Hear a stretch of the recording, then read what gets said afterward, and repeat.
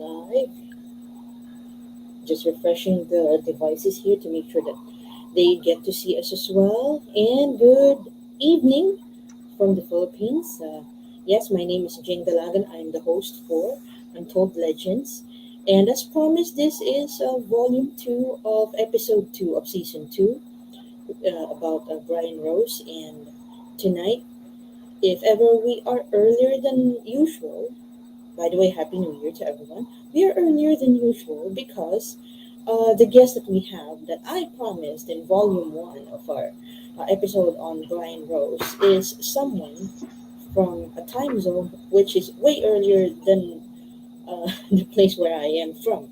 And he agreed to provide his account of his experience of being enrolled in the courses that Brian Rose offered in London Real or under the brand of London Real. So here, I would like to introduce you to our guest, Mr. Jason Pentley. Good evening, Jason. Hello, Jing. How are you? Yes, I'm doing great, and shout out to the dog that keeps interrupting me whenever I have broadcast. I apologize for that brief moment. And yeah, this is the thumbnail that I made. Thank you very much to everyone that came over to watch this episode, and some of them are still not used to seeing or hearing me speak English. I mostly have a local audience, but this is for the other audience that I cater to. Everyone is welcome. So, and also this is why I had a pre-interview set yesterday, so that there will not be much of a surprise about the topics to be discussed now, since um, what really got me interested into your story, and I'm glad that you are willing to share it here with us, is that you got to enroll in the courses. This was way before the freedom of speech thing that Brian Rose has been promoting lately. So, would you like to start on how you first met Brian Rose, or was that online? Yeah, we'll just, I guess, like most people, just obviously watched his channel and didn't listen to his podcast as such, but yeah, just more from, his,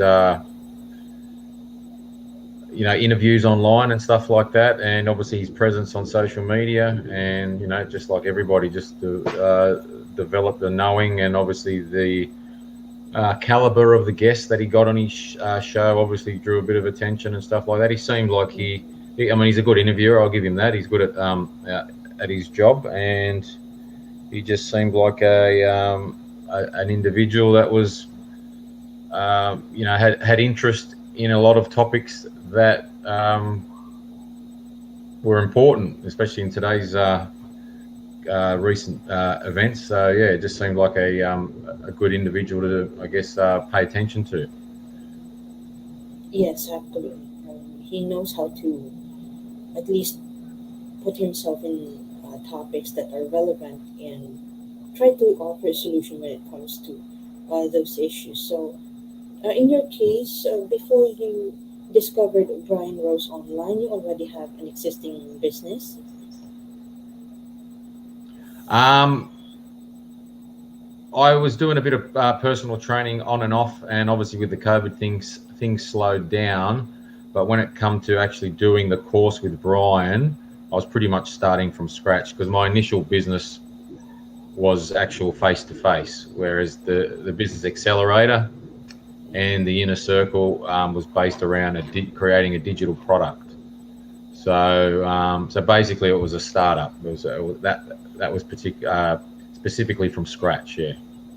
Yeah, Yeah. since the term digital product seemed a little generic. So when Yes. so the shift was like from a physical product to a digital product in your case, right? Yeah. So Well, it was specifically creating a digital product. So, mhm, um, and when you think digital product, I guess depending on your imagination and your creativity, you could probably think of several different versions of that. yep, But if you had to follow the Business Accelerator course specifically, you had to basically follow their particular style and model. So you're a bit limited to what you could actually do. So, for example, if you wanted to create a platform of something, let's say there was one gentleman, for example, wanted to create a platform for yoga instructors. He couldn't do that because the Business Accelerator course wasn't designed to do that. There was another gentleman that wanted to branch into some form of animation series, and clearly the Business Accelerator did not allow for that either. So it was basically creating a digital product. So a good way to look at it for me personally, because I'm was targeting my business to be somewhere in the fitness industry.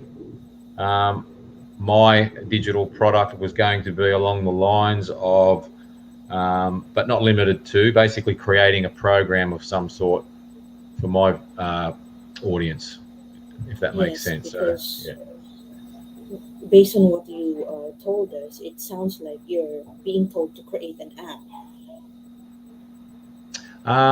No, I wouldn't say an app. You basically, like I said, everybody's basically doing the same format. Everybody's obviously got a different idea, of course, but everyone's following the same format, meaning that each week of the course, it takes eight or 9 weeks from memory to complete the course. Each week you have a specific task. Week 1 you do this, week 2 that, 3 this, week 4 that, and at the end of it, week 8 or 9, I think it was 8 or 9 weeks, you have your finished product. But the product itself, in my example, I was creating a product where I was basically creating a program, a fitness program for my customers. So somebody else would have obviously created something different depending on what their industry or what their idea was. But me personally, it was a fitness program, which was basically divided up into 6 videos. So everyone basically followed the same type of protocols to create their product. Yeah. Yes, that actually sounds a good format there, since at least if they would be watching those videos, and they would have an idea what to learn, and they are given different parts, so it's spaced out well. And is that compatible, or at least somewhat similar to the course, or the format that the Business Accelerator course is providing? Or Well, the Business Accelerator course, to go from your, starting the course with no business idea to getting you to the very end, and having an idea, the Business Accelerator course, I don't think there's anything really bad about it. It's fine. I didn't really have a problem with that aspect of the course itself. I know a lot of people were a bit disappointed because they thought a digital product was something different. So some of them pulled out, and I can understand why, because in their defense, it wasn't very clear what a digital product would be. It was, like I said, it was only limited to a very a very narrow idea. And as I explained earlier, there were some people that their ideas were not compatible with the Business Accelerator, which is why they either didn't complete the course or they didn't finish it. But for me personally, I didn't have a problem with how everything was set out. There were some things, but the general idea of getting your product from week 1 to week 8 I was fine with that part of it. There was just other aspects of the course and the Inner Circle course, which was a different part of that, which I wasn't happy with. Yeah. yes, and it seems like digital product under the definition of the course is a little vague, because Yes. Yeah. It's a bit. Yeah. It's very. Yeah. Like I said, it was very. The idea of digital product. Like I said, you let your imagination run wild. You could think many things for a digital product. I mean, everybody's obviously got access to the internet, and they've obviously seen different examples of what digital products are. But obviously, depending on what your idea was, if it wasn't compatible with the business accelerator, well then, you know, you weren't going to get the opportunity to create your product unless it fell in line with their model. Yes, because you mentioned Yeah. about having 8 weeks or 9 weeks that are thrown away because um, based on the notes that I saved here, you are given 8 weeks before you can finally start with the business accelerator. Correct. So yeah, you got about, I think it was 8 9 weeks. You have no idea to the completion of the course. You have a business idea and a product. So yeah, that takes about 8 9 weeks. And then basically, if you do everything correctly, which I did, I followed everything to a T, as many others did as well. Once you get to that stage, you basically have a product to sell, and then it's just a matter of obviously working on your customers and your audience to obviously on sell that product. Mhm. So depending on where you're at, if you already had a business idea or you were already in a business, in my case I wasn't, you either already had an audience, or like in my Mhm. case, I definitely had to work on an audience because I didn't even have much of a social media presence because I wasn't really on Facebook, for example, and Uh-huh. Instagram. So I did have to start from scratch. You know what I mean? So I was I guess, a true example of starting from scratch. Yeah. Yeah, because lately a lot of people are a little too dependent on social media now, and that might Yeah. be the gist of what the course is all about. How much did you pay for the business accelerator course, by the way? The business, well, because I paid for the inner circle. So you got the business accelerator course, Mm-hmm. which is, I think, don't quote me exactly, but I think it's either 3,000 or 3,500 US, Three somewhere and a around half there. thousand Yeah, US. US, somewhere around there, 3 or 3,500 US dollars. But because I Okay. bought the inner circle, Mm-hmm. I bought, so which that meant I got the business accelerator Mm-hmm. and the inner circle as a package, and that was Yes. 15,000 US, 15,000 US dollars for a 15,000 package US dollars. that So consisted. yeah, 15,000. Yeah. And the main benefit that is pitched is that you get to launch your digital product. Well, the business accelerator was, yeah, mainly about getting a product. It was obviously like really pumped up that you had you could potentially you know uh, get um, a six figure business, Mm-hmm. and obviously that depends on how much work you're willing to put in and where you know how far you are already into building your audience empire, if you want to call it. Um, Yeah. but the inner circle component, that was more, or supposed to be more, about mentorship is probably the key word. Mentorship and one-on-one time with, part of it, not all of it, but part of it, some one-on-one Uh, time with Brian, which didn't eventuate. yes, since it's usually the promise that you would be given personal that the course would be given a personal touch. I've had courses in the past that I can feel the personal touch even if we're in different countries. And of course, here in the Philippines, there are coaches that you can really feel the personal touch. That since you have paid attention, you're given attention. That Yes, yes. there's a Yep. case of over promising and under delivering, or under promising over delivering, and Yeah, I think that's a very an accurate assumption, an accurate way of describing my experience. Yep, absolutely. yes, because you were expecting this much. Since let's compare what you were promised and what you actually got. Um, yeah, the main thing was, and from memory, because this has happened like 3 or 4 months ago now. So he has changed things on the website now. But it was the main things that attracted me was the one-on-one, and obviously you're with Brian, like somebody is on a world stage, got a lot of influence, a lot of followers. So you naturally think, well, okay, he's successful.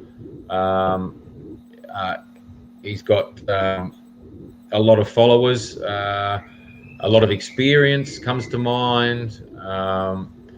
He's clearly going to have some interesting ideas, whether it's to do with marketing or your business idea itself or whatever, anything. I mean, naturally, that's the first thing you would think. He's got a lot of ideas that you can obviously tap into.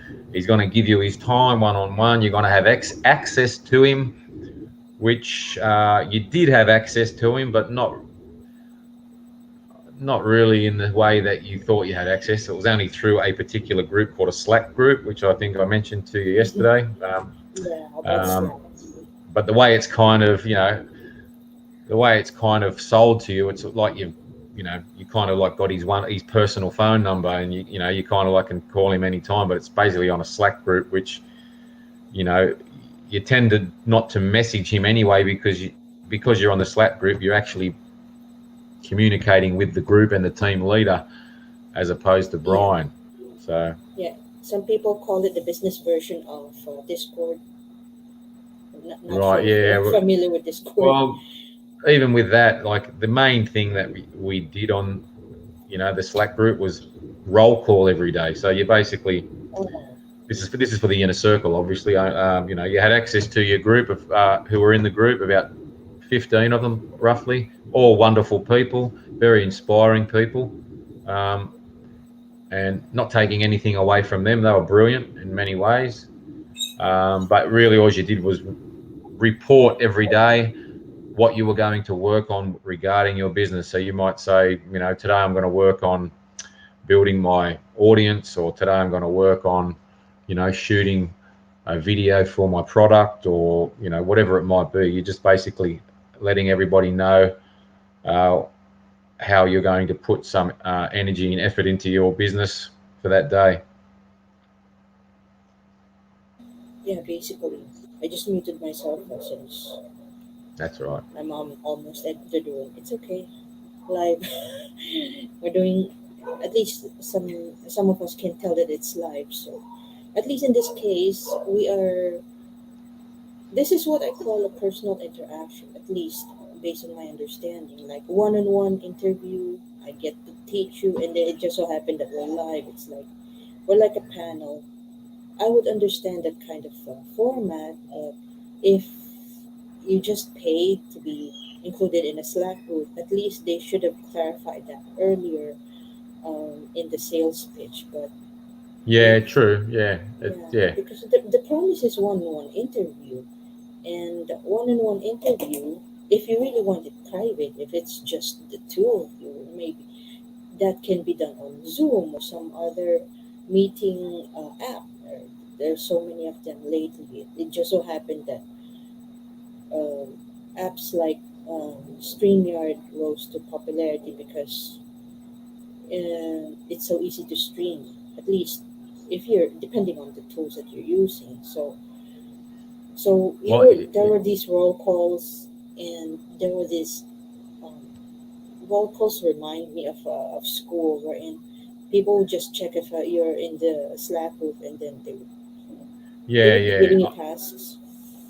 Yeah, there was. I mightn't have probably clarified it yesterday, but we had it. We did the meetings that we had every fortnight. That was a Zoom meeting. Um, Mm, that was once a fortnight, um, in the fortnight. and once a fortnight. And obviously Brian was in that 1 hour um, Zoom meeting, as were approximately 15 of the other members, because it was an exclusive group, the inner circle I'm talking about. Um, Mm, and there was no one-on-one time with Brian there. I mean, anything that was done with Brian was done as a part of the group being there. okay. And for example, in that 1 hour Zoom meeting, um, if you factor in that there's 15 of us, and I got an opportunity to speak with Brian, he would give you about 10 minutes, 15, maybe 15, say 10, 12, 15 minutes. But because it's an hour, he'd only have to speak to maybe 3 or 4 of you. So if you factor in that there's 15 in the group, you might only get to speak with him 15 minutes every third or fourth meeting. Yeah, and how So many there are was you no include? one-on-one with Brian at all. So Mm, so that was for obviously you could call it a lie, or it was you can call it what you like, but that clearly did not happen. There false was no one-on-one. advertising. Yeah, definitely. Yep. Yeah, because by the way, just to clarify, you say every fortnight. That means every 2 weeks. Yes, yes. Oh, Yep. So twice a and month. Twice a month. yeah, so twice a month, you get to talk to Brian twice a month, and when As a I say group. you Yep. as a group, not one on one. No one-on-one. No. Yeah, 15 minutes per group, and how many groups are there? Well, with the inner circle, that was the exclusive group. That's where I paid the extra money, the exception, a lot of extra money. That was about roughly 15 people in that group. Um, that was once a fortnight. And the Mm, business accelerator, um, there was approximately, say, 90 people in that, and that was divided up into approximately, I can't remember exactly, it might have been 5 groups, 4 or 5 groups, 6 groups, I can't remember. Say 5 or 6 groups, and there might have been 12 to 15 in each of those groups. yeah, because if it's 6 groups, that's almost at most 15 members per Yeah, group. that's a rough number. Yeah, we all had a team leader in our group, and the team leaders were all pretty good. They were terrific. They were all very good at what they did in the business accelerator. They were people that I still keep. Oh, my team leader, I keep in touch with him still. He was a gentleman that I resonated with quite well. So, like I said, I didn't have a problem with most things regarding the business accelerator. Although there were some things questionable, um, my main thing was with the inner circle. Much just absolute misrepresented, and if I could probably describe it the best way, it would probably be like a loaf of bread. So if you had a loaf of bread, Yes. obviously a loaf of bread, obviously if you're from a very, very poor country, any food is you're grateful for, obviously. But I'm just talking about an average person who's making a regular income. A loaf of bread is what you would regard as something that's not very exotic. So, in most countries, you would probably pay $2 or $3 for a loaf of bread, right? Mm, You wouldn't expect to pay $500 for a loaf of bread in most, no, in, no. let's say, the United States or Australia or in the United Kingdom or in the Philippines or whatever. That's basically what Brian did with the inner circle. He was charging $500 for a loaf of bread and trying to claim that it was something very exotic when it was far from it. Yeah, it's like this is the product, and it's not just any product. And this is why I'm charging this much for this product. Like, there isn't anything unique about the product, or at least in his case, because I've been checking it here that you're promised that you would learn did how to market or how to establish a business dependent on your digital product, and then this happens that you're promised a one-on-one consultation, and it's not even one-on-one. So Yes. apart from the promise of being promised a one-on-one interview that did not materialize, what other perks are supposed to be included in the inner circle? Well, the inner circle was, look, I can't remember all the fine details, but, you know, where it fell very, very, very short was the marketing. There wasn't really you know, anything that I thought that was, and I got no marketing experience. So there was nothing in what he offered that really gave me some type of wow factor. And if anybody could be if anyone could say wow, it would be me, because I got no experience. So anything could easily wow me, but there was nothing that he offered that was really a wow factor. In fact, if anybody added the value in the inner circle, it would have been the people that were in the group, because some of them were just, brilliant at how they were going with their business ideas. Some of them obviously had pre-existing ideas prior to that would have meant prior to the business accelerator, which would have led them to the inner circle. So prior to those two, they already would have had an idea, but they were like, some of them were all brilliant in their own way, but some were doing like very well, and they were probably the main inspiration in the group. I mean, to be fair, it wasn't really Brian that was contributing a lot, in my opinion. So it seems like the leaders per group are contributing more compared to what he teaches. So uh, makes me look back on the 8 weeks that you're supposed to be doing something. So in other words, the one with the business idea that the group agrees upon becomes the idea of the group instead No, of no, what. no. So the business accelerator, you like I said, you work. You start. For me, I started from scratch. Week 1, I had no idea. Oh, okay. Week 10, I found my idea and my product. However, because I started the inner circle at the same time, I couldn't market an idea until I'd finished the business accelerator, because obviously I didn't have an idea. I was developing it. So what that meant was, while I was doing the inner circle, basically from a perspective of selling my product, there was 8, 9 weeks that was just, I guess you could look at it and say it was wasted, because I didn't get to sell a product because I had to work on it. Yeah, And in the inner circle group, Brian would always talk about revenue, how much revenue, guys, revenue. I mean, don't get me wrong, it was inspirational to hear it, but unfortunately, when you're still working on your product and your business, you can't talk about revenue because you haven't got anything to sell. that's the point, actually. Yeah, exactly. And that was that was the problem I had with it. Like, clearly, after the 8th, 9th week of being in the inner circle, the realization that I came to was, well, clearly the inner circle is only suitable for people that have already got a business product up and running.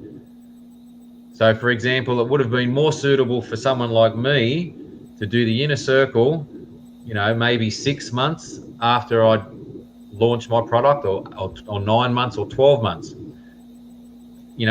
when I'd actually developed an audience and, had an attempt myself, and then go do the inner circle, and then try and, work on revenue, but not from the scratch, because I didn't have a product to work with until I finished the business accelerator.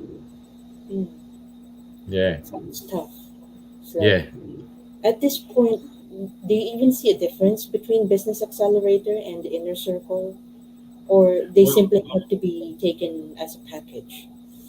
I could have just did the business accelerator, and now with what I know, I would have done that for sure. But like I said at the time, the way they market it and try and sell the product.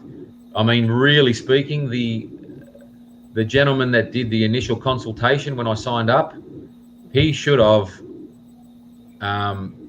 said that straight away. Look, do the business accelerator, complete that. That'll take you 8, 9 weeks. Then work on your idea and your audience, etc., and then maybe have a look at the inner circle and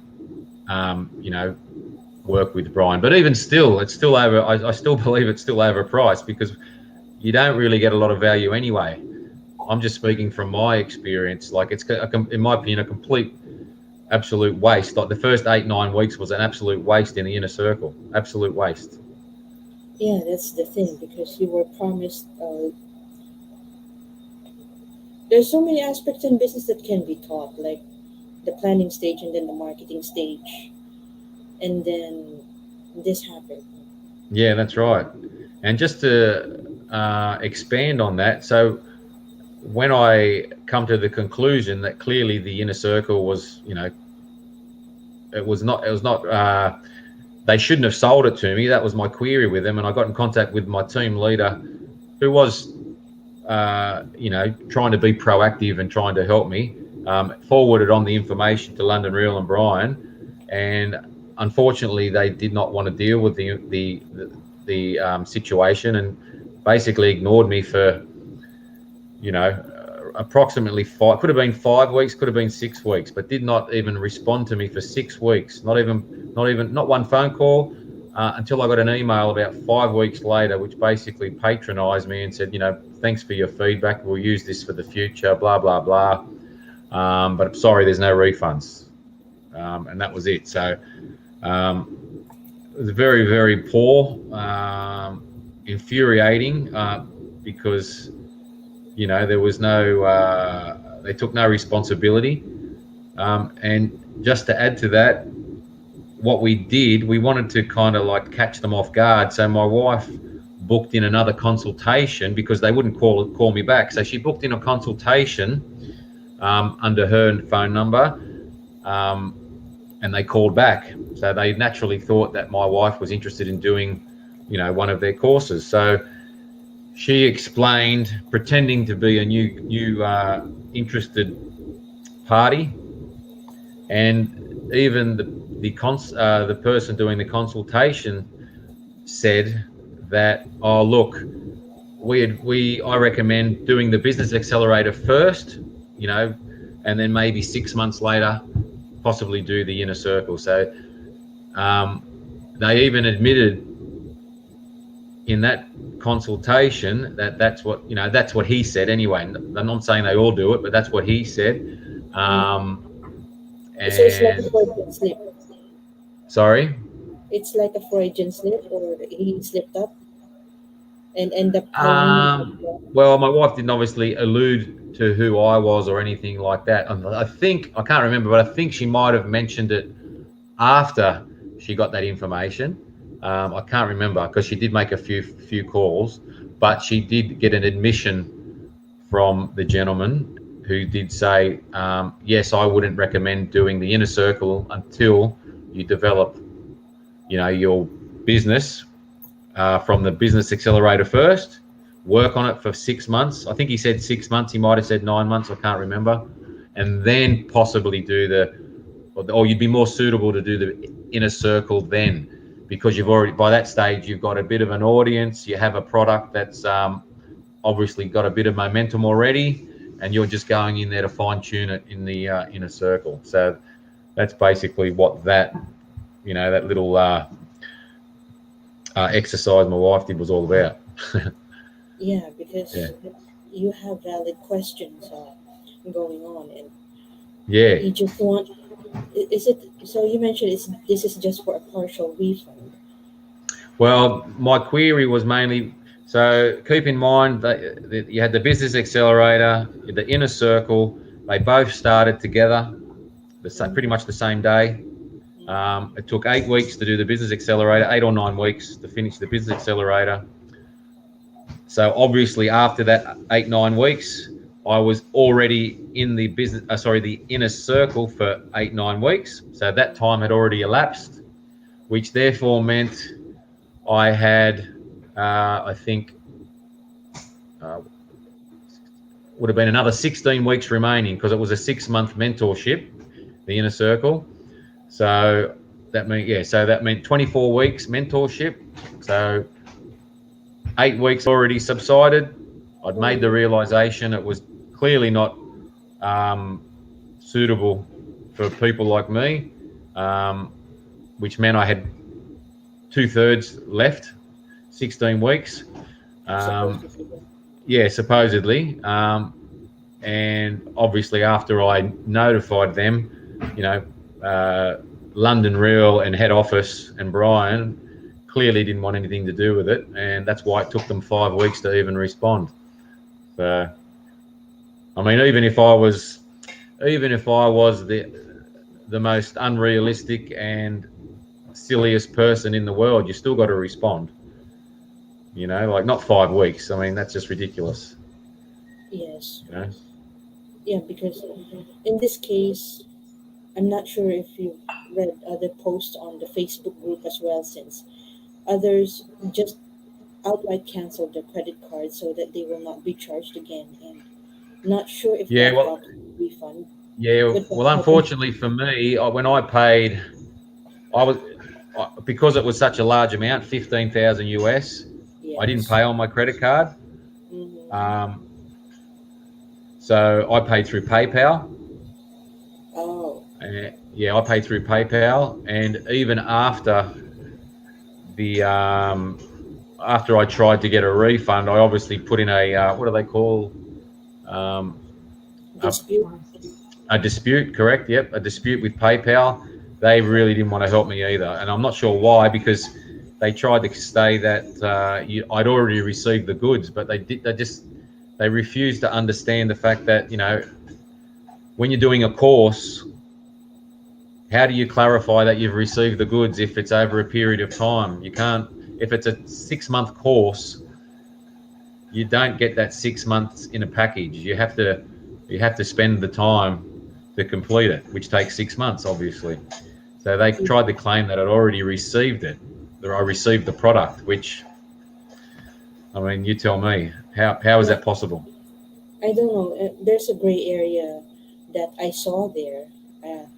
I think this was mentioned in a previous episode that I made involving a different person, wherein there was payment made, and then there was a dispute, and then the dispute was denied because the seller or the merchant is claiming that the buyer already received the goods, and they will claim that it was a PDF version of a book or a soft copy of a book that would teach the person marketing, and then the person was saying that no, I did not receive anything. Why was my dispute denied when I did not receive anything? I did not receive the service. I did not receive anything that whatsoever. Like, this is the really confusing, rather disappointing thing sometimes on some online courses. Unless you have proof that you have learned under this course, that you have talked with the founder or the coach, as they say, unless you can prove otherwise, then institutions like PayPal cannot approve such disputes, which is sad because you know what, consumer rights, we are promised this benefit and then we did not get it, and then when Right. we Yeah. are disputing it, that's the scary thing about some online courses. Yeah. I have to be honest about that, you know, and which is why I'm also asking you mostly about the benefits or the features, because Yeah. I'm a writer. We are often taught that if we are to market something, we should emphasize more of the benefits and less of the features, because the market does not care about the features. The market cares more what's in it for me, like Yep. what Yep. what I am expected to get, as opposed to what I did not get in return. Yep. Which is why Yep. when you mentioned that you were discussing in groups, pardon me if I would go back to that part That's all right. again, since although you're sharing your personal experience, it's like um, if 15 of you in the group paid for a one-on-one coaching and you end up getting coached in a group, you've been had. Just to Well, yeah. say, Well, yeah. Well, funny enough, people might have seen a interview with Emma. I actually yes. started in the inner circle group. I can't remember how long Emma was actually in the inner circle. It could have been 4 weeks. It could have been 8 weeks. I don't know. I'm not sure. If I had a guess, and like I said, don't quote me. I'd probably say she was maybe in it for 8 weeks. And once again, that's just a guess. But she clearly was in it before myself, and I did not find out until after I left the group. But during that time, that's when Emma had left. Now Brian didn't. elaborate onto why she left. He just more or less said, "Oh, Emma won't be back with us," and that was all I heard. I didn't know what was going on. I didn't know anything. It wasn't until I'd left and I'd found out what happened to Emma um, later, because she contacted me personally. She told me that there was a relatively good portion of the inner circle group. So there was, like I said, there was about 15 in the group, approximately. And it could have been 10, 11 or 12, I can't remember. It was double figures from memory. Put in a complaint, and they wanted Emma to represent them and speak on behalf of them at their disappointment of the inner circle group. So it just goes to show that if people want to think that maybe I could be the problem, that's fine, that's your opinion, but that's just to expand and just let you see that I wasn't the only one that had an opinion on the experience. There was a good portion of that group, and I don't know who the others were. I'm not saying who they were. I don't know who they were. I didn't get told that, but yeah, It's clearly there okay. was obviously something wrong. It's okay. You can speak for yourself, and then if Yeah, that's right. I mean, they I can't. I already, don't know their names anyway. I'm not. I mean, I know their names because I was in their group, but it wasn't disclosed to me who the other people were. I just, I don't yeah, know who they were. Yeah. because Emma, in her interview with Tom Nash, she spoke for herself, and if ever she mentioned other people, at least she did not mention names. Yep. And although she can vouch for them, on your case, you can speak for yourself. And Yep. that's why I told yesterday on the pre-interview that um, you can speak about your experiences. It's okay that we leave about the experience of other people, not because we are dismissing their experiences, but because they can also speak for themselves Yeah, that's right. Yeah. if they're ready, once they're ready. Because it Yeah. always takes That's right. time. And if there would Yeah. be a lawsuit and Emma would be heading that lawsuit, then I would be looking forward to it because if this turns out to be a class action lawsuit, like the other person I covered in this podcast, then yeah, go for it. Because if there's evidence, if there's proof that there was there was money wired and the obligation was not fulfilled, then yeah, it's sometimes it's a matter of having the right receipts and the right screenshots that are verifiable, that are credible, then yeah, Yeah. um, I And there can was only another. Sorry. yeah, go ahead.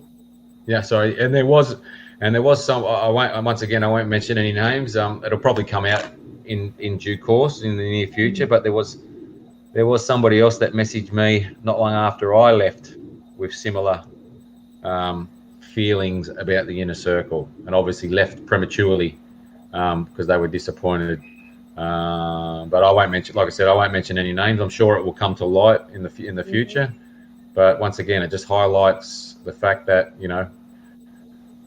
what's going on with the inner circle. I mean, what's going on? You tell me. Right you now, know.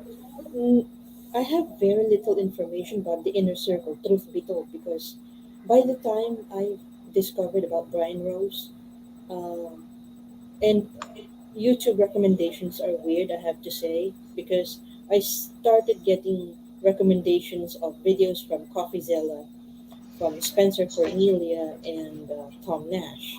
So it's the part about the freedom of speech thing that is already going on and that was getting recommended to me. So I only learned about the part about the business accelerator and the inner circle by the time I watched Emma's interview with Tom Nash. Yep. Yep. And so far, she's the only one that has spoken about it because everyone is so preoccupied about asking what happened to the money that was donated to the fundraiser.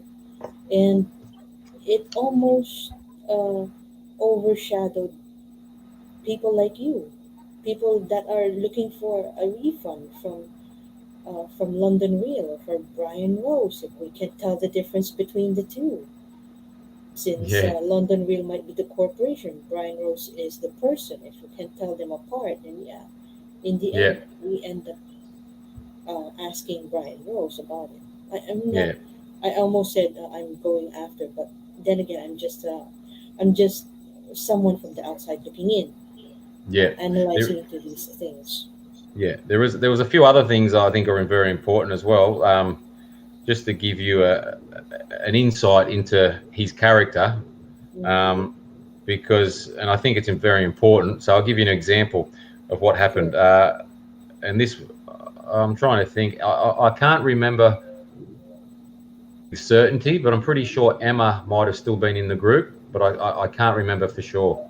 Um, and if she wasn't, she would have only just left. But there was a week there, and as I um, stated to you earlier, with the inner circle, that was one call every fortnight, Mm-hmm. every 2 weeks. Yeah, so two a month. Now, Yes. obviously, when you're paying an extra $12,000 for the inner circle, so factoring in that $15,000 for the business accelerator and the inner circle, so that's an extra 12,000 if you take out the business accelerator cost, which is obviously a lot of money. You would expect a high level of service and professionalism.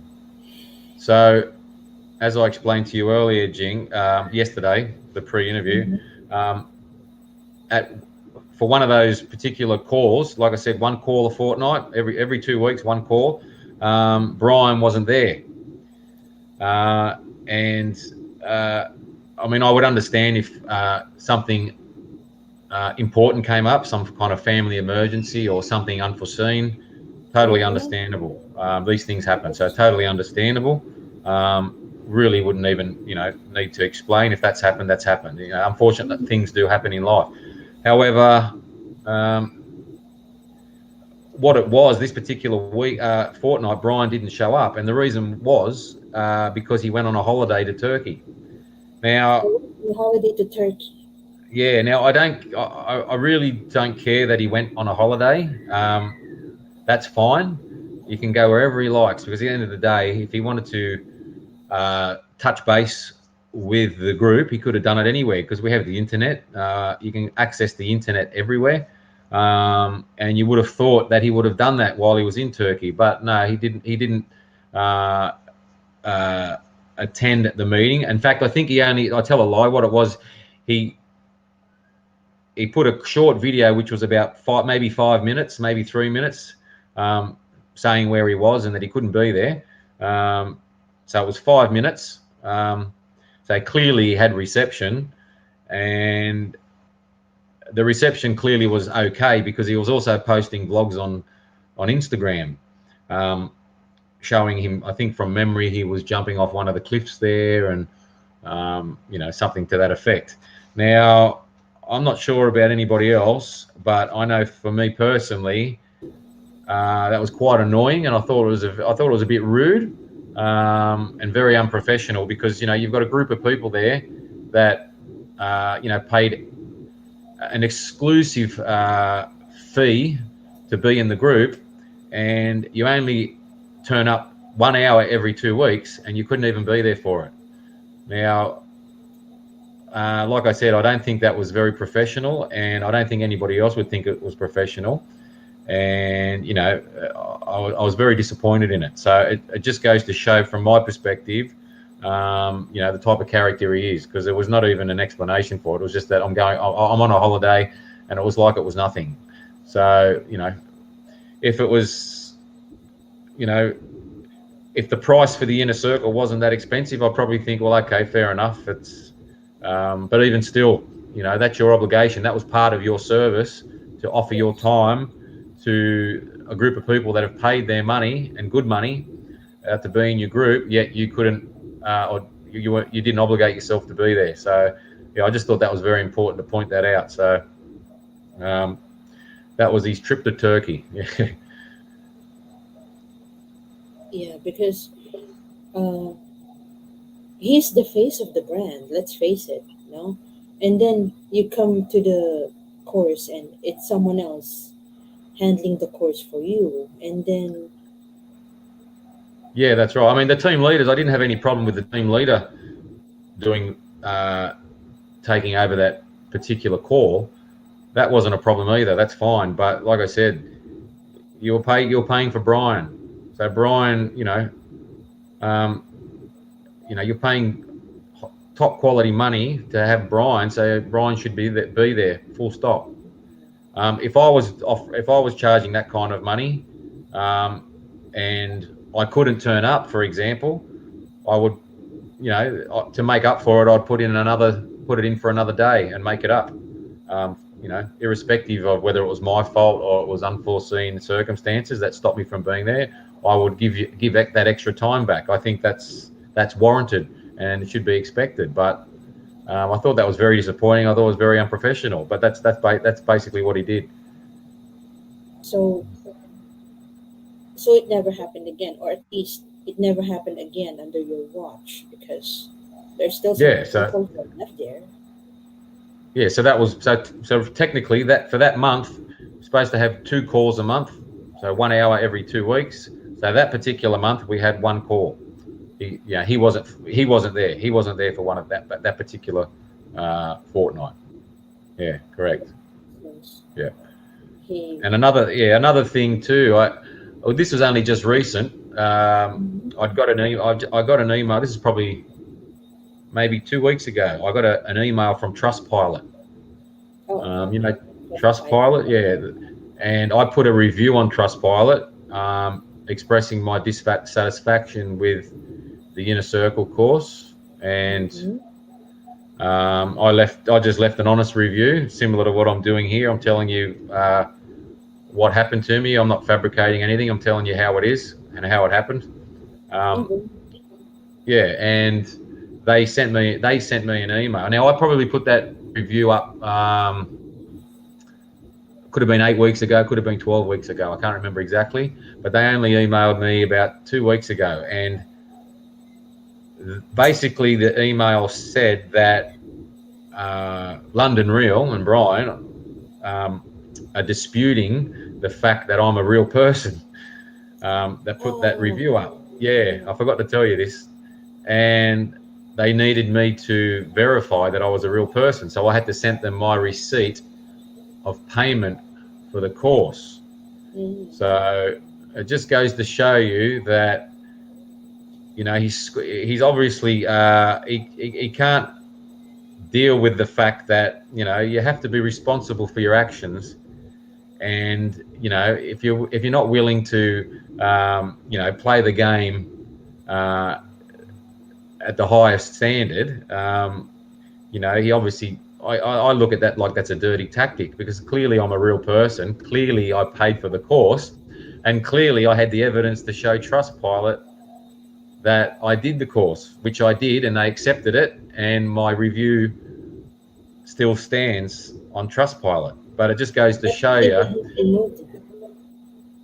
yeah, it just goes to show you the caliber of his behaviour to, just try every little tactic, and not take any responsibility. Now, be a man and own up to it. Take responsibility.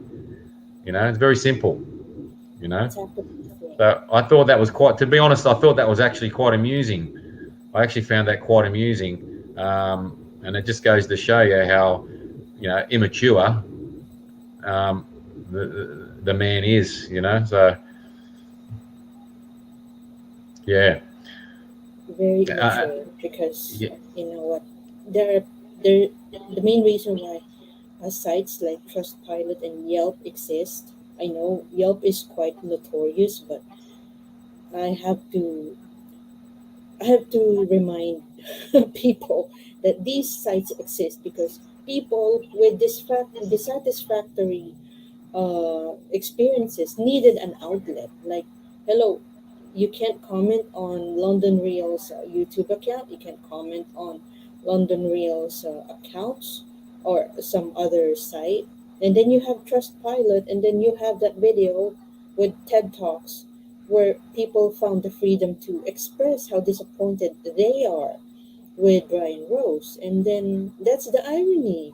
You were sharing your experience with Trustpilot, and the that's first right. thing that came to mind is that TED Talks or TEDx Talks video, wherein it was peppered with a lot of these similar comments. Like, Yeah, yeah, it's Yeah, like it's quite ironic that he's accusing people like you and other disgruntled students of being a bot. That's the best way to summarize that term, a bot. When other bots, alleged bots, are peppering the TEDx talk comment section, only to yeah. be ruined because people from your group, from the Facebook group, ended up breaking the code, so to speak, like Well, yeah, commenting. I do it. I don't do it every day, but maybe once a week, maybe once every 10 days, I get on YouTube or, for example, and I leave review after review after review after review on as many as I can on Business Accelerator reviews or the Inner Circle reviews. I just keep posting, posting, posting, posting, posting, and it doesn't matter. I probably left um, around about 150, maybe 200 reviews on there, Oh, and that's a lot. yeah, well, I think it's important, and like I said, I don't let it rule my life. Mm-hmm. But every now and then I get a little bit of enthusiasm, and I just post it. And all that takes is just for one person to see it, and not all of them have a lot of comments on them. But I'd make sure that Brian knows that if he's going to behave like this, that he has to face the consequences. You know what I mean? Because Yes. people just don't fold over and just let people walk on them. It doesn't work like that.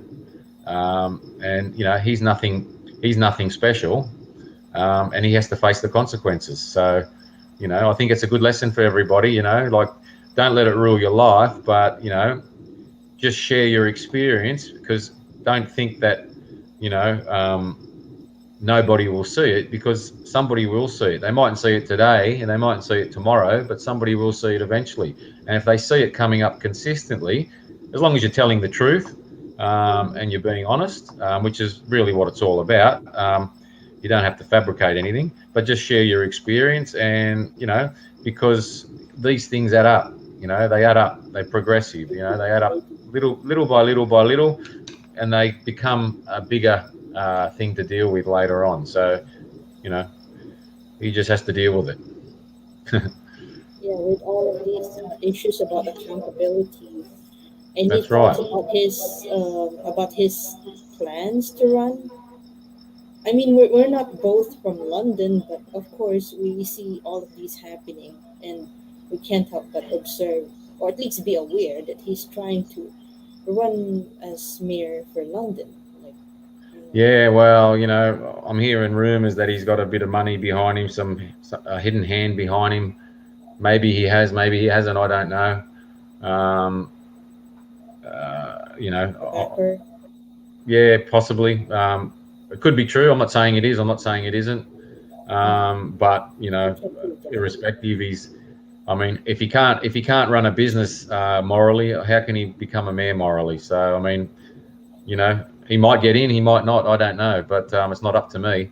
But just from my experience, I don't think Brian is the man that he makes himself out to be. So I think that's a very important thing to take home. He's not, who you see on the screen and what his actions do are two completely different things. So not just from my experience, but I'm sure people have seen some of the things that have been coming out about him, and it's like everything. You can't keep information hidden for too long. People eventually speak out, and truth eventually reveals itself. So, which is important anyway. Yeah. So yeah, since you have all this time to share on Trustpilot the experience that you've had, and you need to prove that you are a real person, that you're a human being. Do you see yourself putting up your own account or YouTube channel to at least give some updates on whether you got the refund, you got the partial refund, or you got some other stuff going on? Like, what are you willing to share? What is safe to share on YouTube in case you have your own? YouTube channel, since I'm getting some questions here. Hey, you need to plug your guest. I mean, we'd like to subscribe to his YouTube channel. Yes, and do you plan to do that? Create my own channel for this particular circumstance. Is that what you're saying? Like, Yeah, like if you would have your own channel, would you be sharing the same experiences you've had with Trustpilot and remind people that you still have a pending refund dispute? I I did put a I did put I did put a review on YouTube about the Business Accelerator. I just got to think. Um, I'd have to double check. I thought I had one up. Okay. However, I could put an updated one. Excuse me, because I think from memory, when I did the original Business Accelerator review, I hadn't made up my mind with the inner circle, so I can't remember um, if I took it down or because I was going to readjust it. But either way, I'm happy to share my my progress with the situation. I'm not, I think it's important for people to know, and I've got nothing to hide. So yeah, I'm happy to, even if it was with you, it wouldn't bother me. That's fine. I'm happy to, enlighten people with what's going on. Yes, thank you very much. Since I checked here, and I think this channel is still up with the most recent upload about 4 months ago. The Daughter Dance Fund. I don't know. I just send it on Messenger to verify if this is the account that you have with them, or the, your account on YouTube. Let me Oh, see. my account, for my business, it's Holistic Architect. That's but obviously that's Oh, okay. Holistic Architect is my um, channel on YouTube. I've been a bit quiet with my business for the last month. I've had other things that I've had to deal with. Mm-hmm. Um, Holistic Architect is the actual my particular channel for my business, um, and obviously I deal with you know holistic approaches to health. Yeah, Um, holistic architect. So it's more of a health, like yeah, hmm, yeah, yeah. almost Uh, everyone's into health now. yeah, that's right. And one other thing I thought I probably forgot to mention, which is kind of related to the Business Accelerator, but also the Inner Circle. Um, Mm-hmm. but because I explained to you earlier that obviously I started from scratch when I started the course, so I had no business idea. I had a rough idea, but I didn't know exactly what it was going to be. I suspected it was going to be in the fitness industry, in the health industry, but I Mm-hmm. didn't have the idea. So from week one, I, started. I planted the seed, and then week 8, week 9, I had the finished product. Now, as I explained, because I had no presence on social media, I was basically starting from scratch, um, which if I'm sure most people would appreciate that. If you had no followers, it's obviously you got to work hard to obviously sell your product, no matter what it is, Yes, whether it's I a agree. digital product or a consultation, whatever it might be. Yeah. Um, so one of the modules for the Business Accelerator, I can't remember what week it was. It might have been week 7 or week 8. We had to create our webinar to sell our product. So by this Is that stage, I one had course or one course or one module per week, right? yeah, one module per week. Yeah.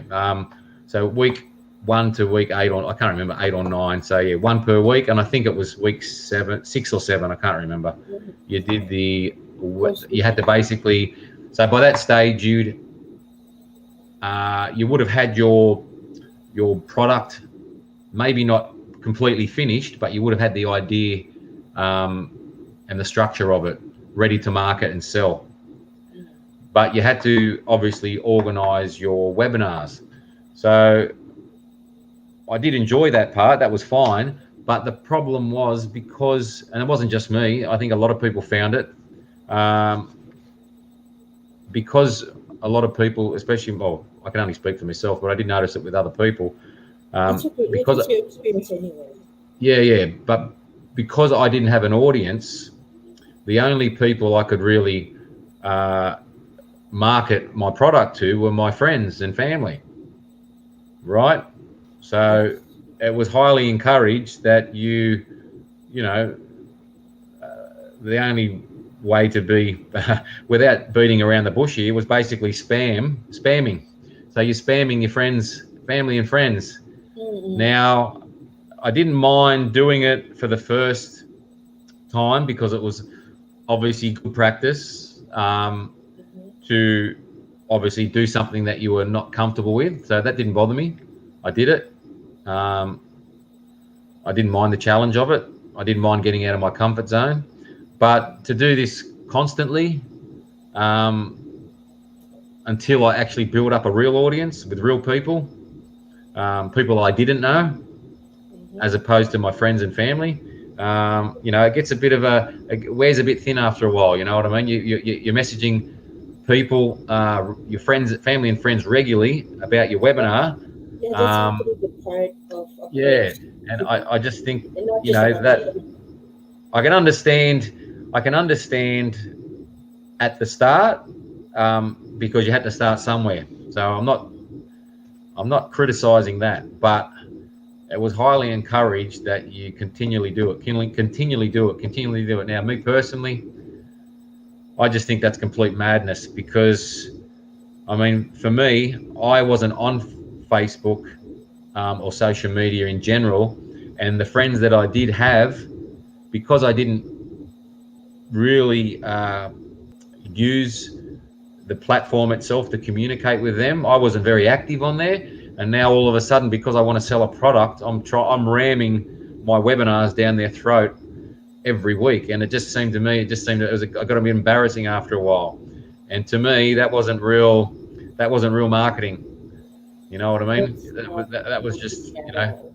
yeah, yeah. So I think that's a very important one. Now, I'm not, like I said, I'm not necessarily blaming them because you have to start somewhere. Um, but to keep encouraging it and pushing it until you've actually get a substitute audience, a real audience, well, you're stuck with spamming your friends and your family. So, and a lot of people, I know a lot of other people felt uncomfortable with it. I felt uncomfortable with it. And, it's just an unsustainable thing to do, which is, like I said, which is why that validates my first point earlier, which is Mm-hmm. why the inner circle, the inner circle was a waste for the first 8-9 weeks because you can't have a business just from your family and friends. That's not a business. That's just not a It's hard business.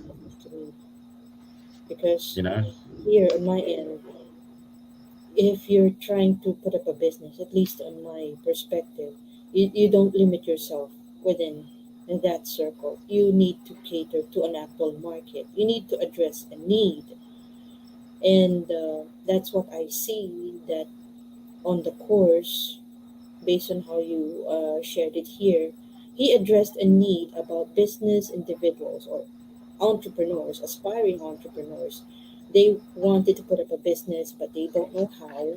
And then when the discussion is focused on the revenue, and it's more about revenue, revenue, revenue, I can't help but sense the tactic wherein the more you talk about the money and less about the strategy to earn that money, it's like you're just exploiting your audience dollar signs on their eyes, like all they see are dollar signs on their eyes. They don't see the process or the procedure that would take you there, because it's a given that some courses are expensive. Like I'm still horrified at how much you've spent over this course, because I've had courses where I spent much less and I ended up getting more simply yeah, because I reap the benefits. Like what I learned how to market, I learned how to write, I learned how to uh, get out of my comfort zone. Basically, get out yeah, of my yeah, comfort zone in a good way.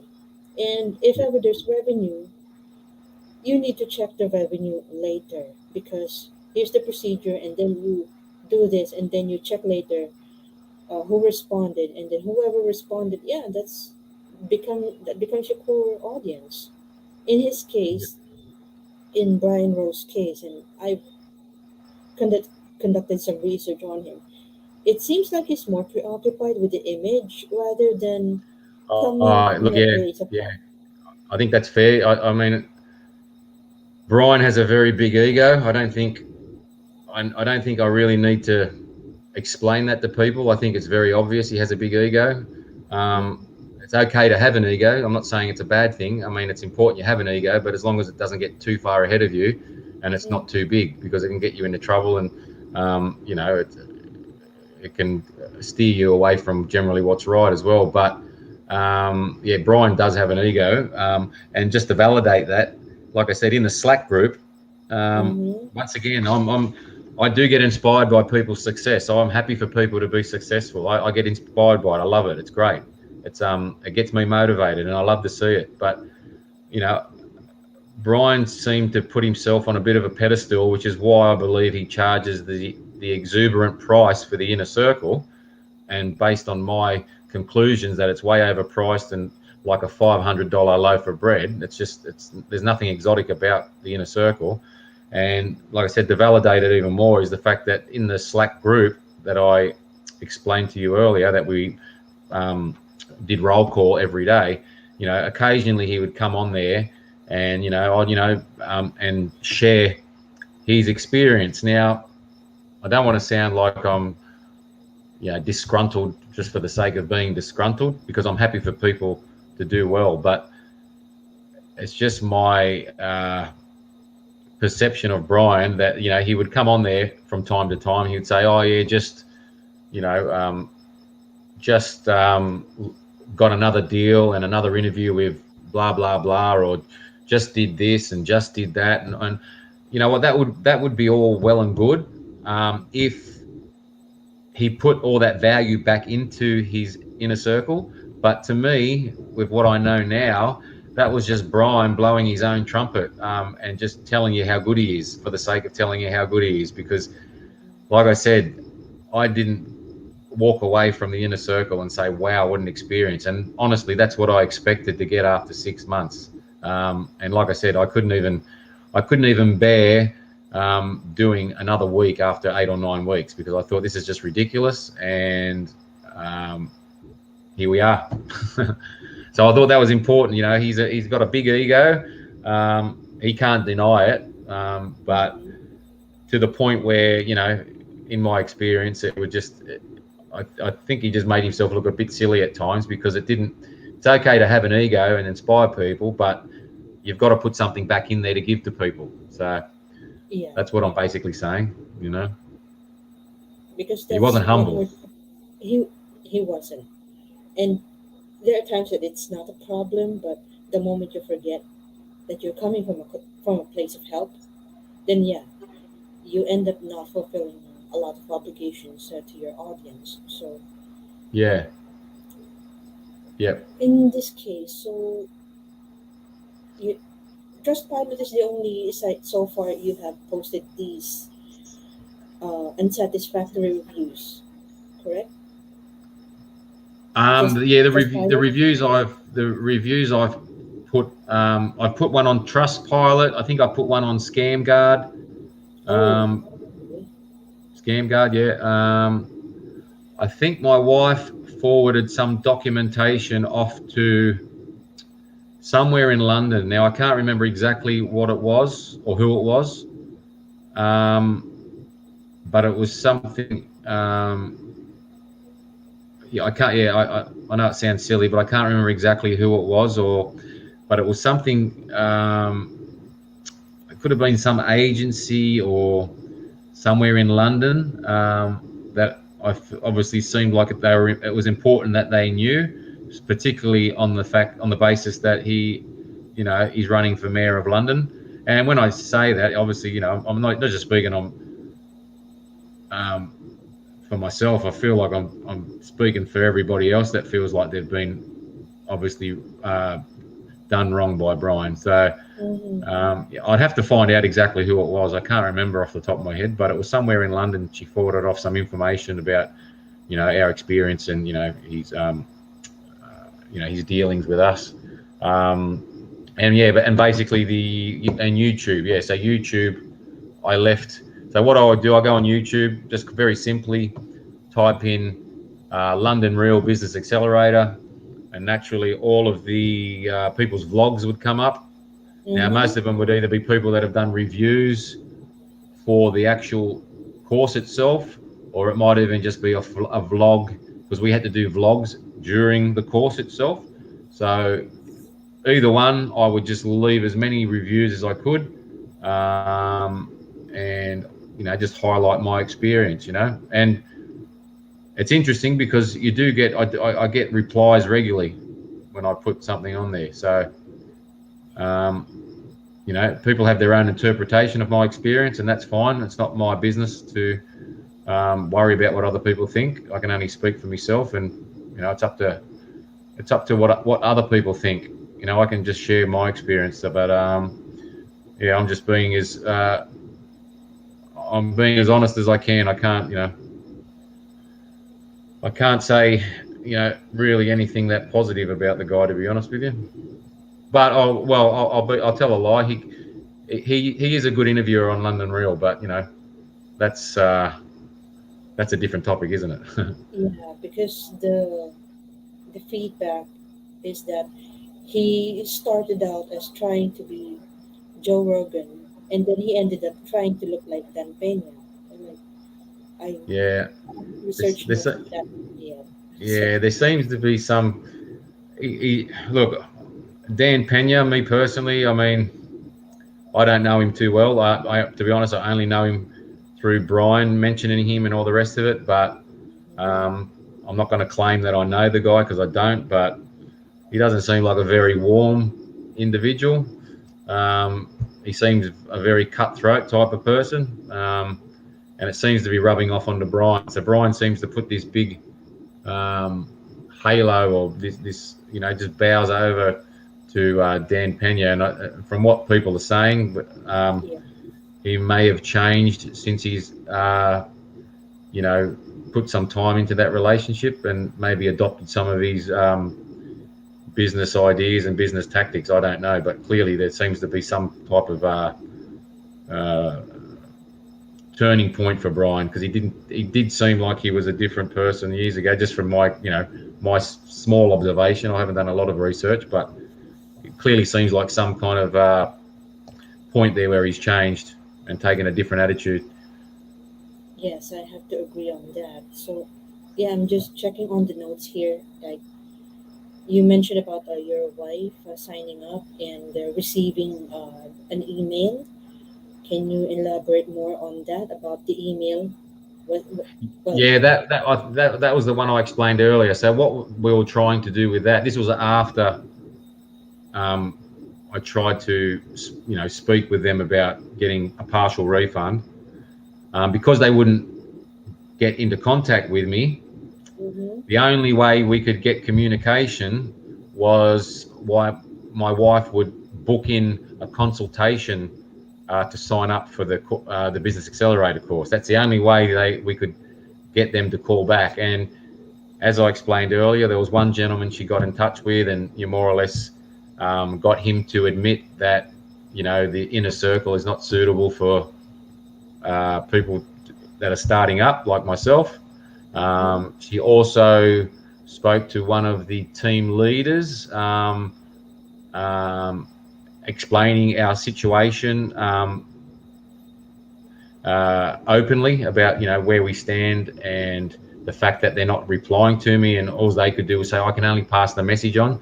So I think she did that with another two. So she made two or three calls in that manner, but it mm-hmm. was basically because they would not respond to my emails up until about 5 weeks later.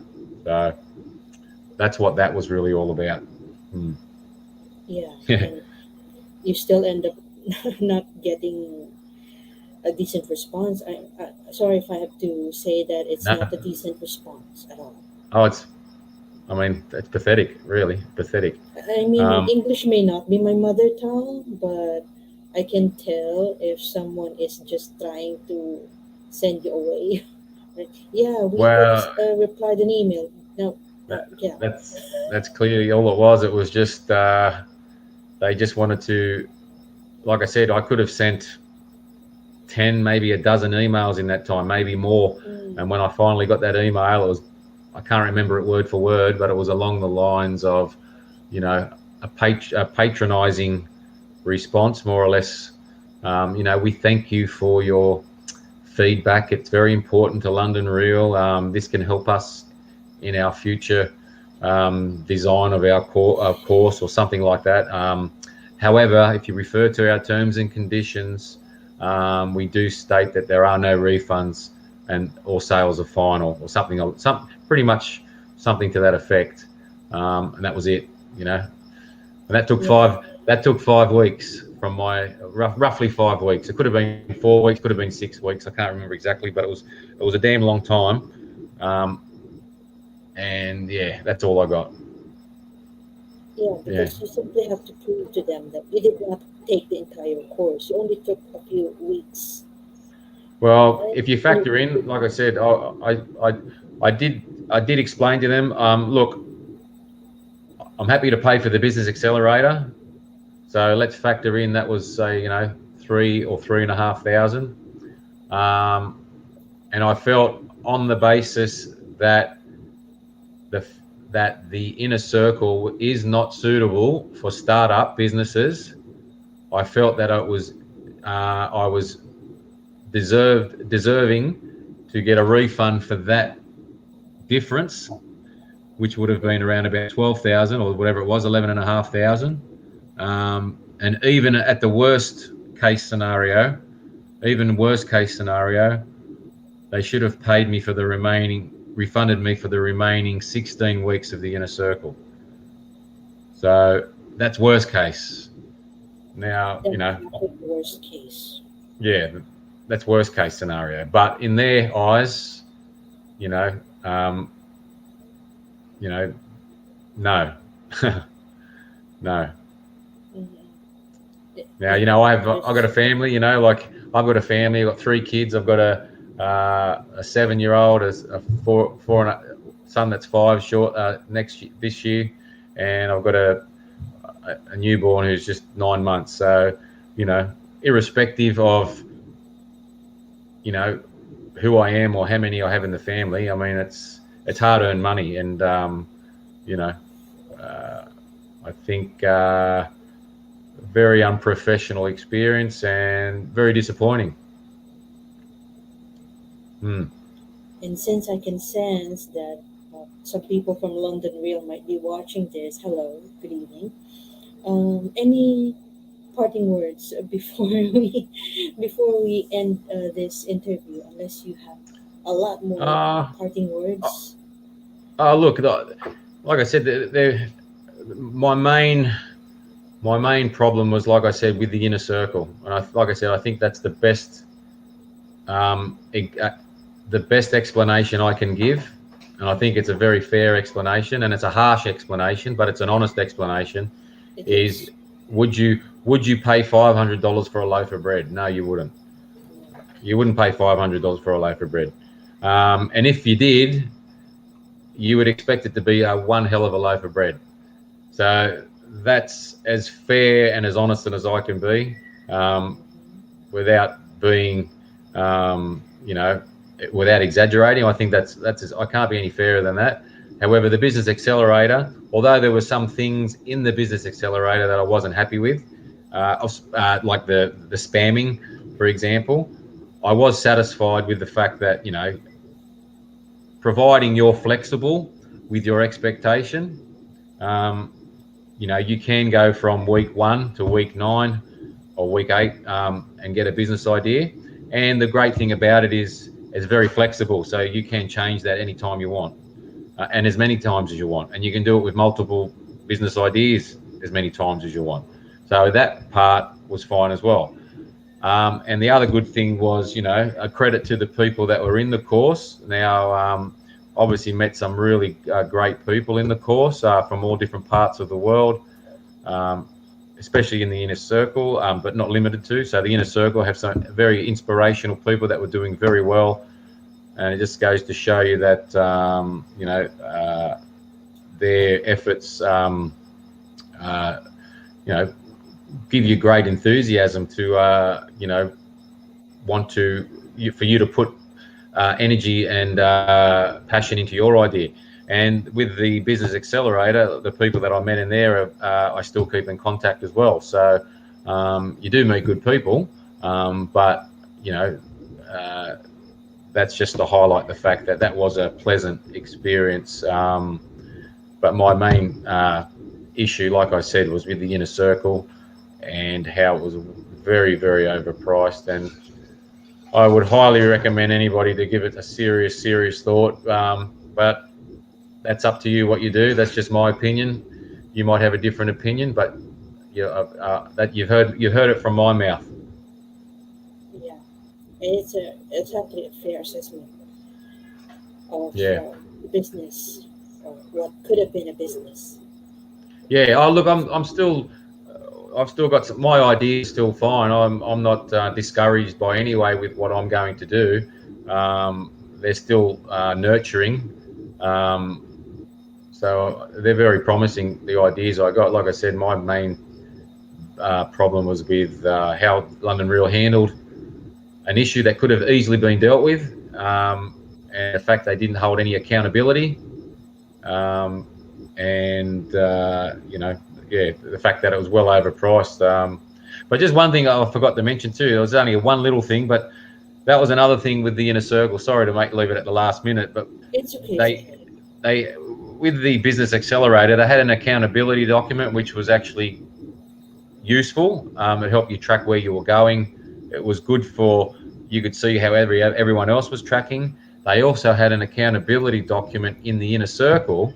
And once again, you could see where everybody was going. It wasn't as extensive and as broad as the Business Accelerator accountability document, but it just showed you, what you were doing, what you're doing in terms of your goals, in terms of health, finance, love, relationships, etc., etc. So that was quite good as well. But another thing where Brian let himself down, and it was in black and white. And he can't deny it because it was on the document, which I actually took pictures of it because I suspected he would probably deny it. But there was a column there where Brian had to it was called Brian's monthly rating. And Brian's monthly rating, which obviously means that Brian had to give you a monthly rating based on your accountability on the document. He didn't fill it out once. For the months that I could see, and I could see months prior to when I joined, I could not see one column that he'd filled in, and that meant for not only myself but all the other members as well. So once again, that was for the inner circle, where you paid exuberant amounts of money, and as I said earlier, like $500 for a loaf of bread. He didn't even fill out that part of the accountability document, which, was for 15 people. So not one word. There was not one word in there. So I think that's an important thing. Like I said, it's hard to remember everything. When we end this, podcast, I'll probably think of some more things, but I think I've covered the majority of the things, the important things. But yeah, that was an important one as well. So I just thought I'd highlight that as well. So people just get just gives you a clear picture, you know what I mean? So like I said, that just so you can understand, this isn't just my expectation. That was actually something that was black and white in an accountability document for everyone to see. And he clearly did not complete his end of the bargain and fill it out. So he would probably deny that. I wouldn't be surprised if he denied that. I wouldn't expect any less. But I did take pictures of it, just in case that he did. You know what I mean? Because I don't like lies, but anyway, I thought that was important. It's important because Yeah, eventually it will be your turn to share your story, which is why yeah. um, I've suggested about having a YouTube channel as well. I don't know if Emma has put up her own, but of course, everyone is still referring to her interview as one of the primary sources of what is going on in the inner circle. At least we have another reference here on our end. And I really appreciate that you agreed to come over here and share your experience with Oh, no problem. Absolutely. random Like I said, criminals. yeah, it's important. It's important to see the good ones and the bad ones. Like you know, uh, whether you call it bad or good is probably not the correct. It's just an experience. So, um, and important that people see see it from different angles and from different perspectives. So, yeah, very important.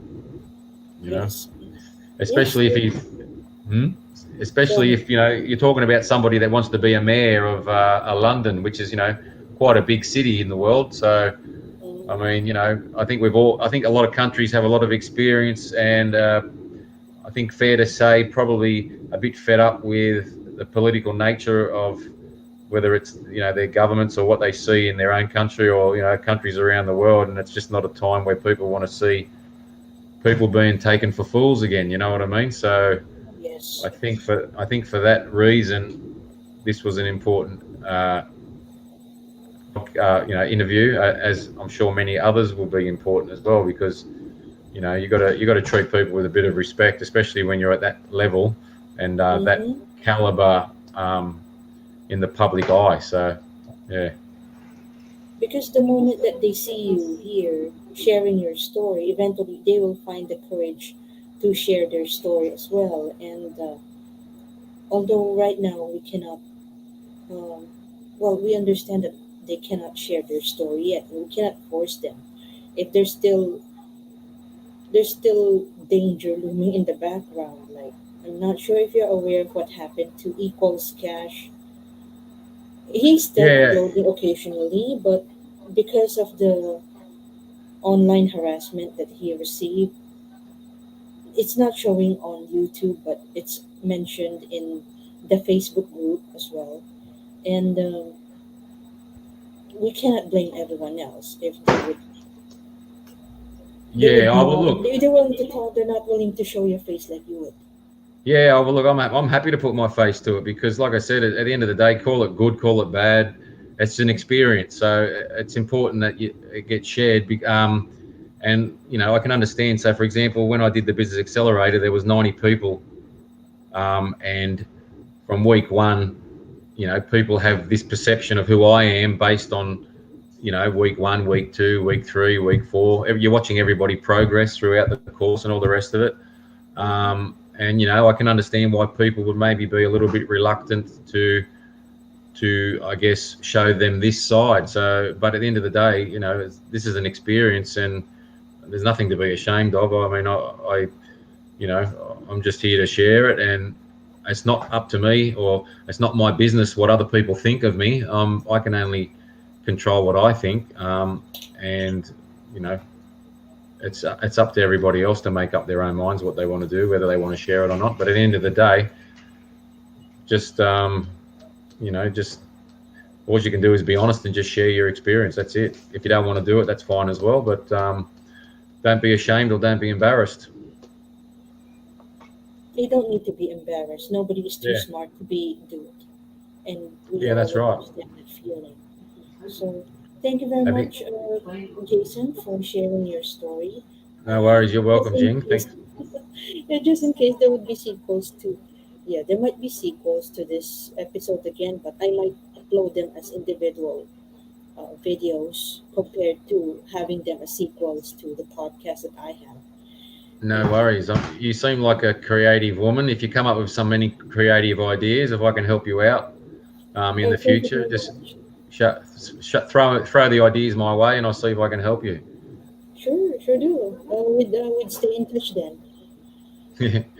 Yeah, not a problem. Yes. All good. Excellent. Okay. Yes, thank you, and thank you for the people who stayed to watch this video as well. The replay of this interview would be available then. Although, of course, priority would be given to those who have already subscribed to me. Thank you very much. Good evening, Happy New Year, and make sure that you get your money's worth. Thank you, and good night. Thank you.